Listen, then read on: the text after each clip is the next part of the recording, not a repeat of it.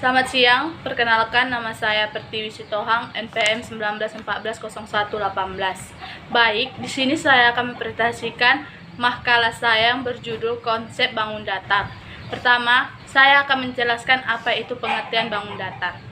Bangun datar adalah bagian dari bidang datar yang dibatasi oleh garis-garis lurus atau lengkung, menurut Imam Roji tahun 1997. Bangun-bangun geometri, baik dalam kelompok bangun datar maupun bangun ruang, merupakan sebuah konsep abstrak. Artinya, bangun-bangun tersebut bukan merupakan sebuah benda konkret yang dapat dilihat maupun dipegang. Macam-macam bangun datar adalah sebagai berikut. 1. Persegi panjang, yaitu bangun datar yang mempunyai sisi berhadapan yang sama panjang dan memiliki 4 buah titik sudut siku-siku.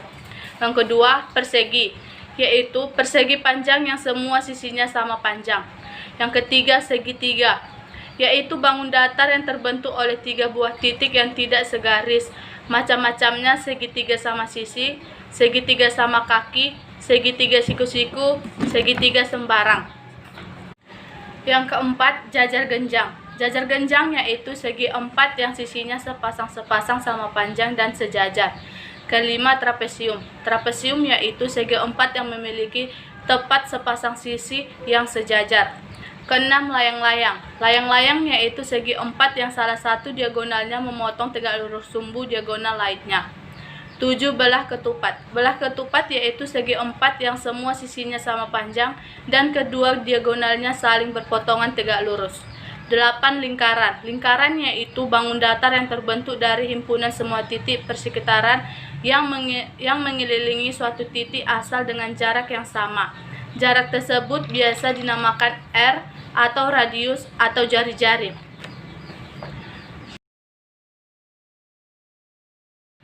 Bagian-bagian bangun datar. 1. Titik. Apakah definisi dari titik?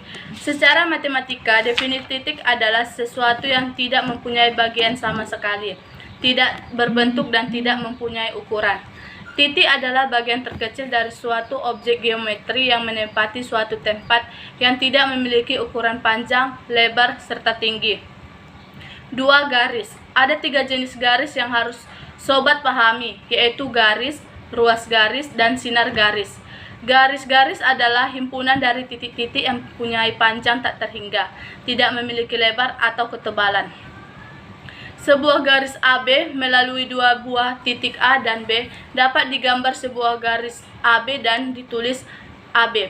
Karena sifat garis adalah tidak terbatas atau tidak terhingga, maka gambar garis diberi panah pada kedua ujungnya. 3. Bidang.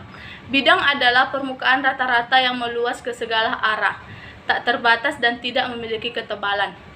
Dapat dikatakan pula bahwa bidang adalah himpunan titik-titik yang memiliki luas tak terhingga. Bidang terdiri dari bidang datar dan bidang ruang. 4. Sudut.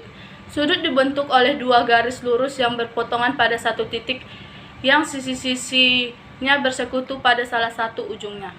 Ciri-cirinya yaitu sisi-sisi sudut dibentuk oleh ruas-ruas garis dan sudut terbentuk karena ruas-ruas garis yang pangkalnya bersekutu atau bertemu pada titik-titik yang disebut titik sudut.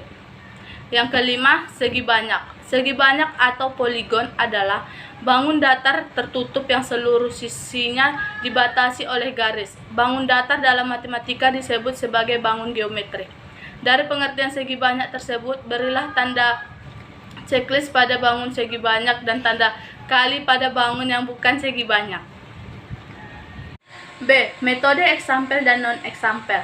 Model eksampel non-eksampel adalah program pembelajaran yang dalam prosesnya memakai instrumen gambar untuk penyajian materi. Ini berfungsi agar siswa bisa mengembangkan imajinasi dalam memahami materi. Selain itu, model ini juga bermanfaat untuk merangsang siswa dalam berpikir analitis dan kritis untuk menyelesaikan segala masalah, terutama masalah yang ada pada gambar yang dipresentasikan. Eksampel non-eksampel menurut para ahli. Eksampel merupakan teknik untuk menggambarkan dan menjelaskan tentang suatu contoh pada materi yang sedang diajarkan. Lalu non-eksampel merupakan teknik yang bukan untuk menggambarkan suatu contoh pada suatu pembahasan materi yang diajarkan atau berlangsung. Contoh yang bisa didapat dengan menggambarkan suatu permasalahan yang sesuai dengan kompetensi yang telah ditetapkan, bahkan bisa didapat pada kehidupan sehari-hari. Contoh-contoh dapat diperoleh dari kasus atau gambar yang relevan dengan kompetensi dasar. Baik, sekian dari presentasi saya. Jika ada kata-kata yang salah, saya minta maaf. Sekian dan terima kasih.